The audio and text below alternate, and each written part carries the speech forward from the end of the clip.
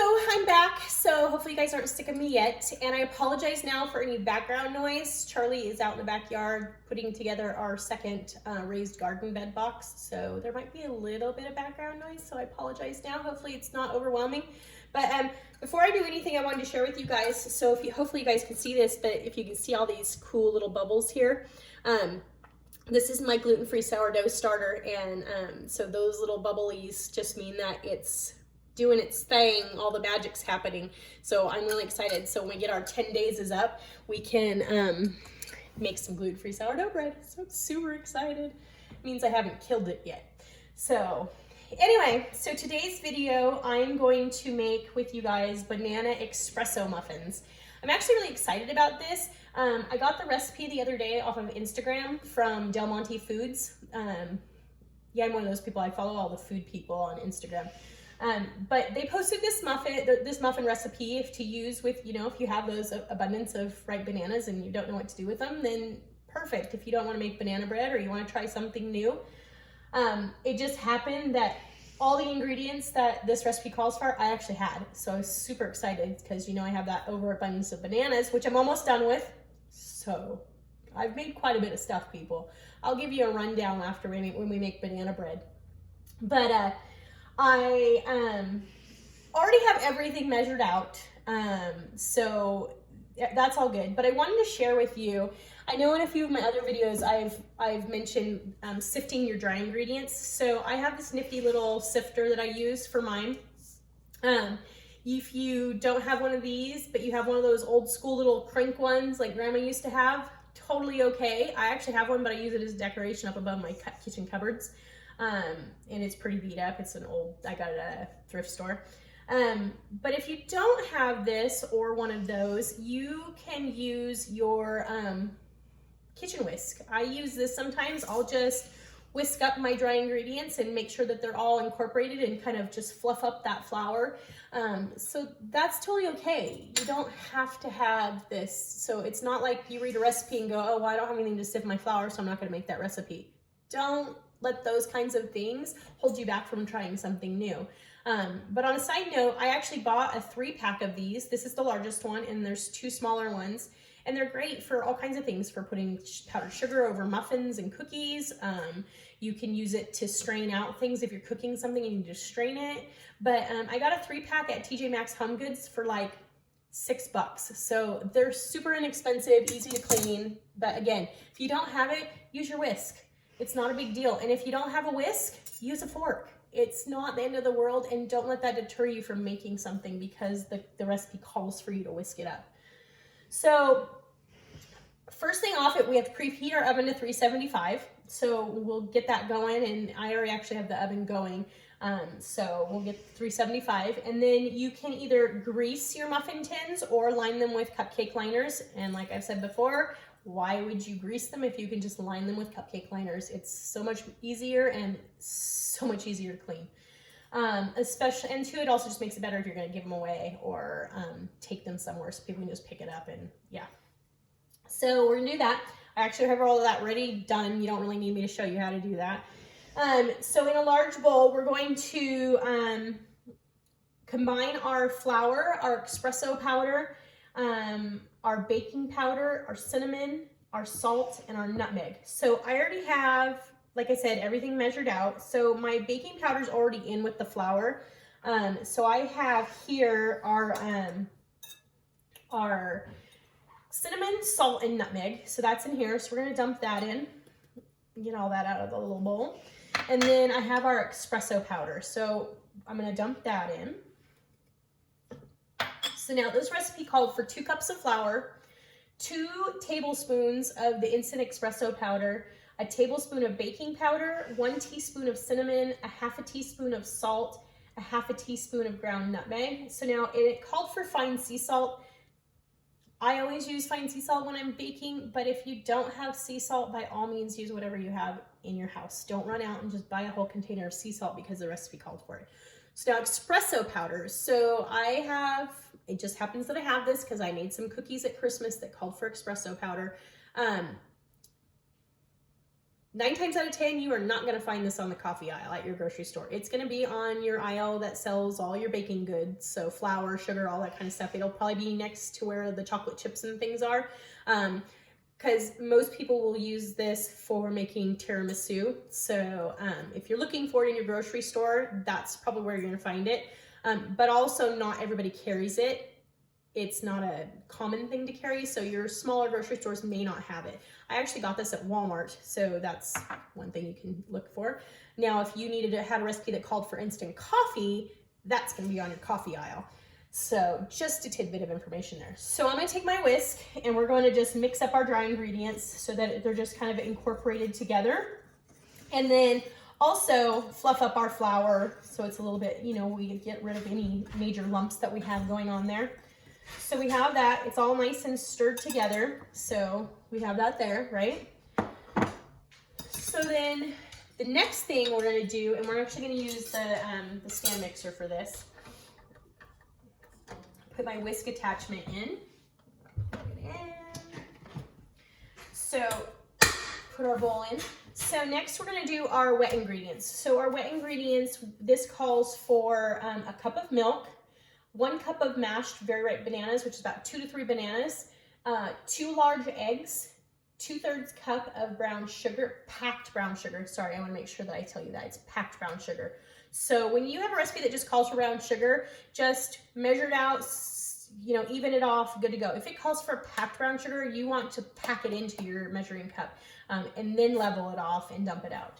And then a 1/2 cup of your preferred vegetable oil, whatever you prefer to use. Normally I use canola oil, but if I'm out of canola oil, I'll either use avocado oil or olive oil, whatever we have in the house. And then a teaspoon of vanilla. So we're gonna add all of that in and get that all mixed up. Now, if you're looking at my thing going, that was a little bit more than a cup, I actually doubled the recipe. So we're gonna make a double batch of this. So put our oil in.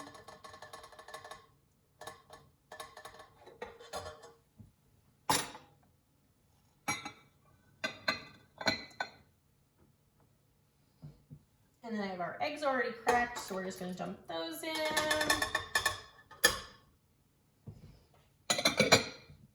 We're gonna, and I actually need, it's just right here. Put our bananas in.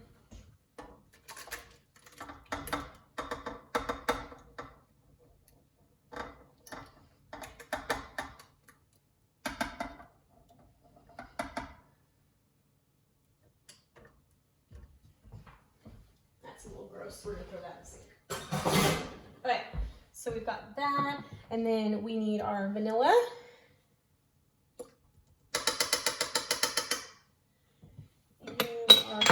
Sugar. So we're going to dump that in there.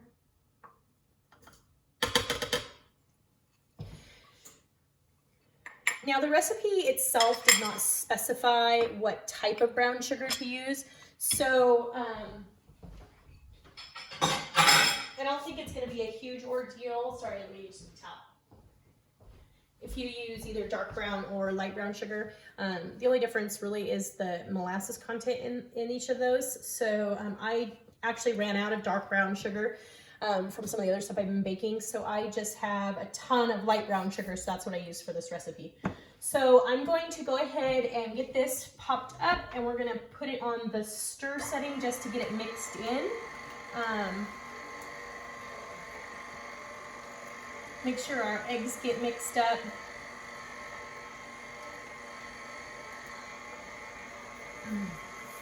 And then we'll add in our dry ingredients. So now, this recipe calls for you to bake it at 375, which preheating the oven. And then you're gonna bake it for 15 to 20 minutes until a toothpick inserted into one of your muffins comes out clean. You just always want to just make sure that you are paying close attention to that depending on your particular oven. So I usually will take the lower end of that to start off with. So I'll put them in at 15 minutes, check them, and then if they need the extra time I can add it, but I don't always want to just assume that it's going to take more time. So that way I'm not overcooking them or burning them. And also, if you're not 100% sure the temperature of your oven is accurate, you can always buy, and they sell them anywhere, it's a little thermometer that's specific for your oven. It actually will hang on your racks in your oven, and that will give you an accurate, you can check your temperature of your oven to see if it's actually accurate. And that way you know that you're baking at the proper temperature, or if you need to adjust your oven a little bit to make sure that you're baking at the proper temperature. And then two, taking into effect where you live. So here in Middleton, Idaho, we are at a higher altitude. So usually the stuff that I'm making, if I'm reading a normal recipe, I usually just have to add a few extra minutes on there so that it comes out the way it's supposed to. So those are things to keep in mind too when you're baking, depending on where you live. Okay, so we got our wet ingredients all mixed up. So I'm going to mix it. I'm going to put in some of our, let me just turn this real quick. There we go, get that on the other side. So I'm gonna spoon in some of our flour mixture. I'm not gonna put it all in at one time so that it doesn't kick up over the side of my bowl on the mixer. So I'm gonna put in a little bit to start off, and then get that on the stir setting and just mix it in.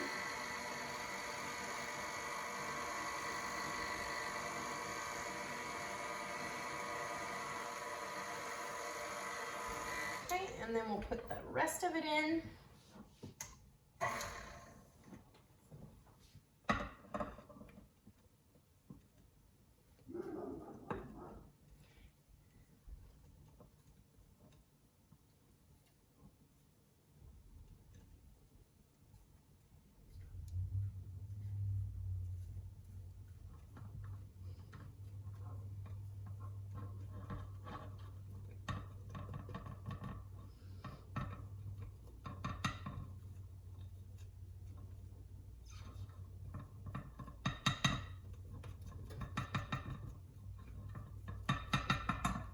Okay, so we're gonna do that.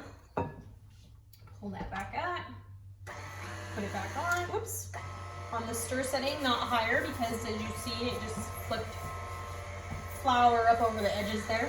So we're gonna get this mixed up.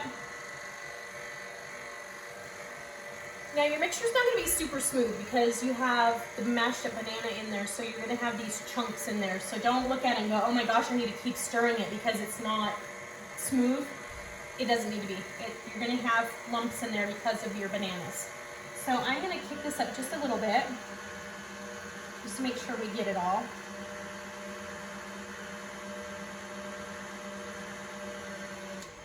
Okay, so you don't wanna overmix because there's no reason to, and it's not always a good thing.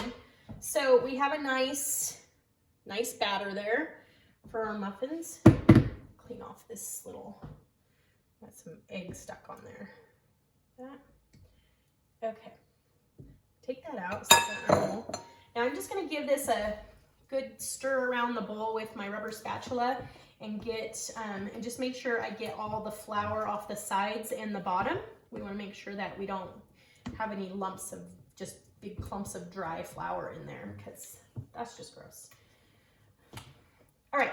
So now the last ingredient that we need to add in to our muffins, the recipe calls for 4 ounces of dark or bittersweet chocolate, finely chopped.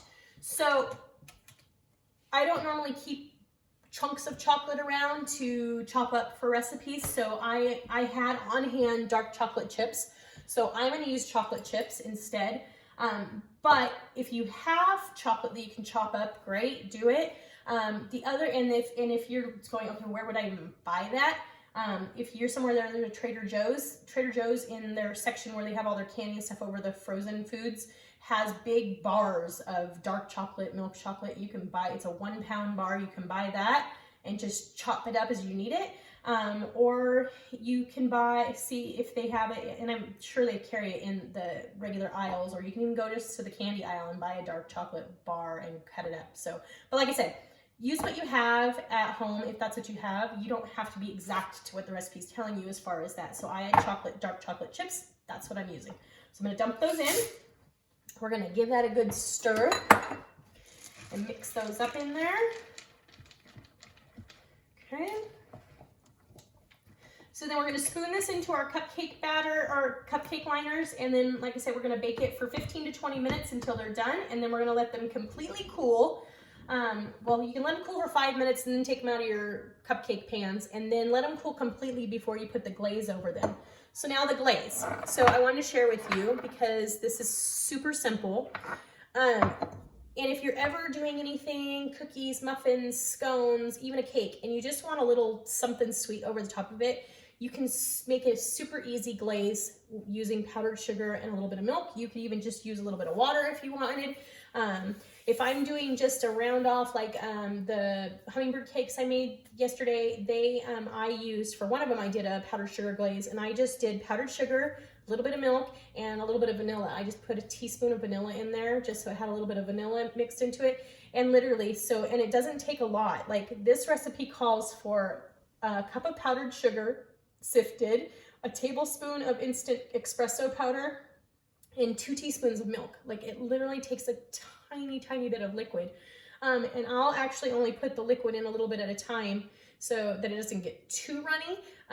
If it does get a little too runny, you can always add a little bit more powdered sugar until it's the consistency that you want. So I'm gonna put in my espresso powder into our powdered sugar, and then you're just gonna use a whisk to mix it up, and then I'm gonna go ahead and dump in all the milk I have here, and then we're just gonna mix it in, and you'll be amazed. So I'm just gonna slowly stir it around, and as you're doing that, the milk and the sugar will just break down, and it'll start to make a little bit of a frosting as you're doing it. So if we can get this to do its thing, might have needed a bigger bowl.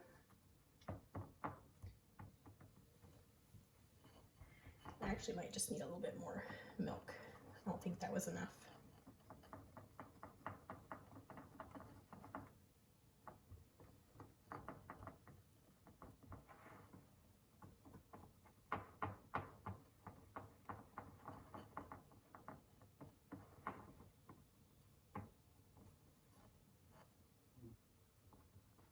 Yeah, let me get a little bit more milk. That's not quite doing what I want it to do here. So I'm just gonna pour a little bit more in there.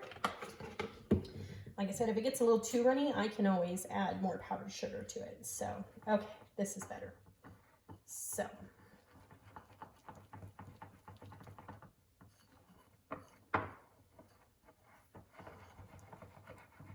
Mix this up. And just kind of scrape around the sides of the bowl so you're just picking up all your powdered sugar in there.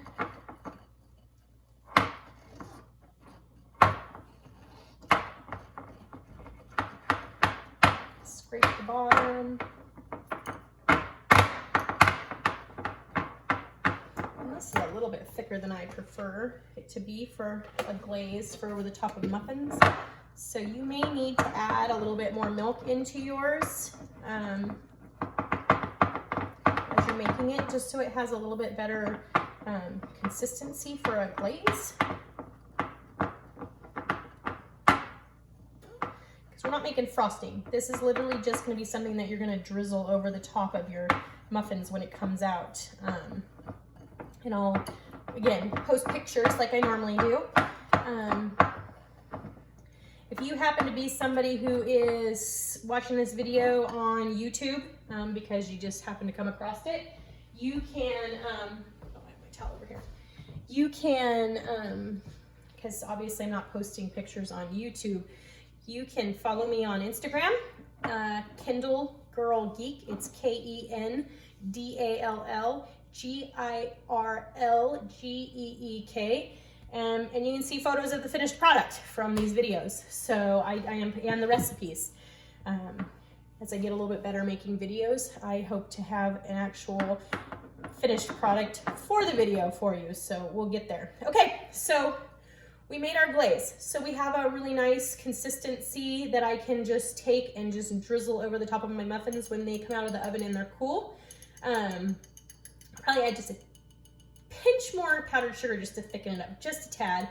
But when I go to do that, I actually will just take a fork and kind of scoop it into I'll actually have my muffins on a rack, and I'll parchment paper underneath it so I don't make a mess, but I will just take a fork and just kind of splatter over the top of my muffins, and it's all good. So anyway, hopefully you guys enjoyed that, and I will post pictures, like I said, with the recipe, and we'll see how these come up. So thanks, Del Monte, for the recipe. Bye.